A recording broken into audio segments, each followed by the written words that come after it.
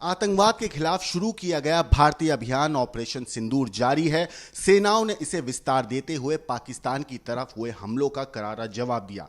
सीमा पर तनाव जारी है और भारत ने पाकिस्तान के प्रमुख शहरों पर हमला करके खलबली मचा दी है। ऑपरेशन सिंदूर में अब तक क्या क्या हुआ, चलिए पूरी टाइमलाइन समझते हैं। मंगलवार की रात 1:30 बजे भारत ने ऑपरेशन सिंदूर लॉन्च करके पाकिस्तान के 9 आतंकी ठिकाने ध्वस्त कर दिए थे। इससे बौखलाया पाकिस्तान लगातार सीमा पर फायरिंग कर रहा था। बुधवार की रात पाकिस्तान की तरफ से भारत के कुछ सीमावर्ती शहरों में हमला करने की कोशिश की गई, लेकिन भारत के एयर डिफेंस सिस्टम ने सभी हमलों को नाकाम कर दिया। गुरुवार शाम को प्रेस कॉन्फ्रेंस हुई एमईए की तरफ से। इस दौरान कर्नल सोफिया कुरैशी ने कहा कि हमने सैन्य ठिकानों को निशाना नहीं बनाया, हमने पहले ही पाकिस्तान को चेतावनी दी थी। उन्होंने कहा कि हमने पाकिस्तानी हमलों को नाकाम किया है।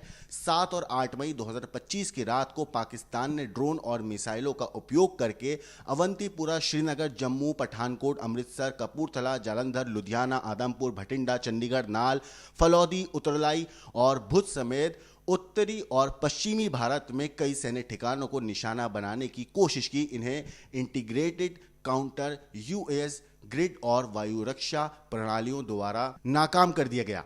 इन हमलों के मलबे अब कई स्थानों से बरामद किए जा रहे हैं जो पाकिस्तानी हमलों को साबित करते हैं।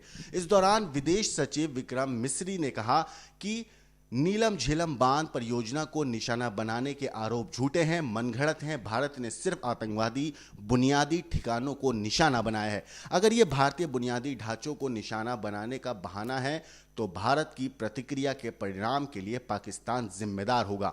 विदेश सचिव विक्रम मिस्री ने कहा कि पाकिस्तान ने जम्मू कश्मीर के सिख समुदाय पर टारगेट अटैक किए, पुंछ में एक गुरुद्वारे पर हमला किया और सिख समुदाय के सदस्यों को निशाना बनाया। उन्होंने कहा कि हमले में 3 लोग मारे गए हैं। उन्होंने कहा कि पुंछ में कुल 16 नागरिक मारे गए हैं और कई अन्य घायल हुए हैं।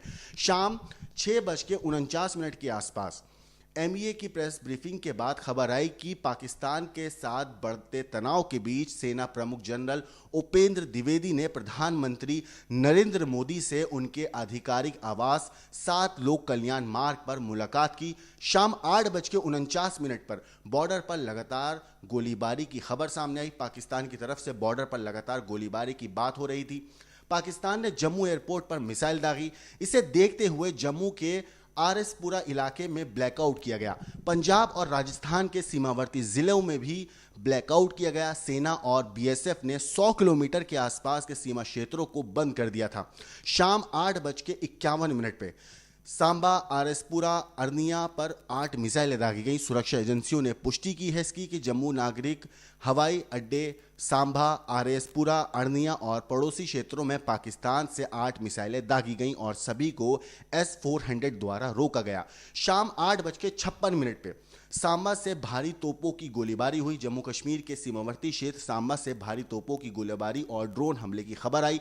सीमा पार से हुए इस हमले में न सिर्फ भारी क्रॉस फायरिंग की गई बल्कि ड्रोन का भी इस्तेमाल किया गया, जिससे हालात और ज्यादा तनावपूर्ण हो गए। रात 9:05 पर पाकिस्तान के ड्रोन को मार गिराया गया। भारत ने पाकिस्तान के हमले का जवाब देते हुए जम्मू विश्वविद्यालय के पास पाकिस्तान के ड्रोन को मार गिराया। ये ड्रोन सीमावर्ती इलाकों से जम्मू की ओर बढ़ रहे थे और विश्वविद्यालय परिसर के नजदीक आते ही रडार पर पकड़े गए। भारत का S-400 सिस्टम लगातार पाकिस्तान के ड्रोन और मिसाइलों को मार रहा है। रात 9:07 पर 3 ड्रोन को मार गिराया गया। जम्मू, पठानकोट और उधमपुर में ड्रोन हमले हुए। एयर डिफेंस सिस्टम ने तेजी दिखाते हुए 3 ड्रोनों को मार गिराया, लेकिन ड्रोन सुरक्षा घेरे को चकमा देकर जम्मू एयरपोर्ट के नजदीक जा पहुंचे और वहां टकरा गया। ड्रोन के टकराने से एयरपोर्ट क्षेत्र में धमाके की आवाज सुनाई दी। स्थिति की गंभीरता को देखते हुए वायुसेना के लड़ाकू विमान तुरंत हवा में तैनात कर दिए गए और आसमान में निगरानी तेज कर दी गई। शाम 9:09 पर पठानकोट एयरफोर्स स्टेशन पर हमले की कोशिश हुई।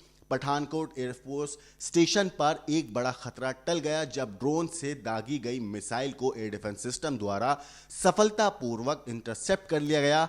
ड्रोन ने एयरबेस की तरफ बढ़ते हुए फायरिंग की कोशिश की थी। रात 9:12 पर तंगहार में मोटार गोलीबारी हुई। उत्तर कश्मीर के तंगहार सेक्टर में पाकिस्तान की तरफ से भारी मोटार गोलीबारी की गई। इसी दौरान राजस्थान के जैसलमेर में भी एक तेज धमाके की आवाज सुनाई गई थी। इतना ही नहीं, जम्मू एयरपोर्ट पर एक बड़े स्वयं ड्रोन हमले की विफल कोशिश हुई थी, जिसे नाकाम किया गया। अन्य संवेदनशील ठिकानों पर भी ऐसे ही हमले की कोशिश को वक्त रहते नाकाम कर दिया गया। रात 9:19 पर पाकिस्तान का F-16 लड़ाकू विमान मार गिराया गया। इस बीच भारतीय वायुसेना ने पाकिस्तान का F-16 लड़ाकू विमान को गिराया। साथ ही साथ ये कार्रवाई उस वक्त हुई जब पाकिस्तानी विमान भारतीय हवाई क्षेत्र में घुसने की कोशिश कर रहा था। भारतीय रडार और लड़ाकू विमान की सतर्कता ने इसे समय रहते निशाना बना लिया। रात 9:22 पर IL-17 एयर डिफेंस गन का इस्तेमाल शुरू। ड्रोन हमलों और सीमा पार से की जा रही गोलाबारी को देखते हुए भारतीय सेना ने पूरे सीमा क्षेत्र में IL-17 एयर डिफेंस गन का इस्तेमाल शुरू कर दिया। सेना ने जम्मू, राजौरी, पुंछ, तंगधार और गुलमर्ग जैसे संवेदनशील सेक्टरों में इन हथियारों को सक्रिय किया। भारतीय सुरक्षा बलों ने जैसलमेर में पाकिस्तान की ओर से दागे गए सभी ड्रोन को नष्ट कर दिया। कोई भी ड्रोन भारतीय सीमा में घुसने में सफल नहीं हो सका, जिससे एक बड़ी सुरक्षा संकट टल गई। रक्षा मंत्री राजनाथ सिंह और CDS और तीनों सेनाओं के प्रमुख संग हालातों को लेकर उच्च स्तरीय बैठक की गई। इसी के ठीक बाद सामने आया कि भारतीय वायुसेना ने पाकिस्तान के एक F-16 लड़ाकू विमान के बाद एक अन्य पाकिस्तानी विमान GF-17 को भी निशाना बनाया। रात 10:17 पर पाकिस्तान के 3 फाइटर जेट गिरा दिए गए। भारत के निर्णायक कार्रवाई शुरू करते हुए भारत ने पाकिस्तान के 3 फाइटर जेटों को धाराशाही कर दिया। इनमें 2 GF-17 और एक F-16 फाइटर जेट है। भारत ने जवाबी सैन्य कार्रवाई के तहत पाकिस्तान के अत्याधुनिक airbase warning and control system विमान को मार गिराया। यह कार्रवाई भारतीय वायुसेना द्वारा सीमा के पास की गई उच्च स्तरीय एयर डिफेंस ऑपरेशन का हिस्सा थी। पाकिस्तान द्वारा एक बार फिर भारत की सीमा पर ड्रोन और मिसाइलों से हमला करने के बाद भारतीय सेना ने लाहौर में स्थित पाकिस्तानी सैन्य ठिकानों पर जोरदार जवाबी कार्रवाई करी। पाकिस्तान के ड्रोन हमलों और मिसाइलों के हमले का मुंहतोड़ जवाब देते हुए भारतीय वायुसेना और थल सेना ने पाकिस्तान के महत्वपूर्ण सैन्य ठिकानों और आतंकवादी अड्डों को निशाना बनाया।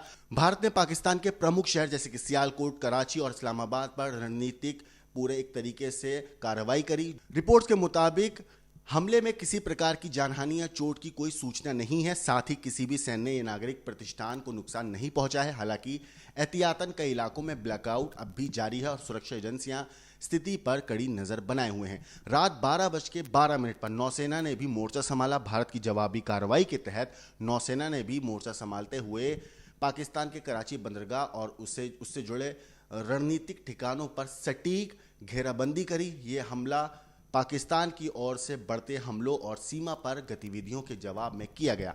नौसेना की इस कार्रवाई से कराची में हड़कंप मच गया और पाकिस्तान की समुद्री सुरक्षा को बड़ा झटका लगा। भारत ने स्पष्ट कर दिया है कि हर मोर्चे पर सख्त जवाब देने के लिए वो पूरी तरह तैयार है, क्योंकि पाकिस्तान को उसी की जबान में सिखाना बेहद जरूरी है, ताकि वो और उसकी आने वाले नस्लें हमेशा याद रखें कि हिंदुस्तान पर नजर उठाने का नतीजा क्या होता है।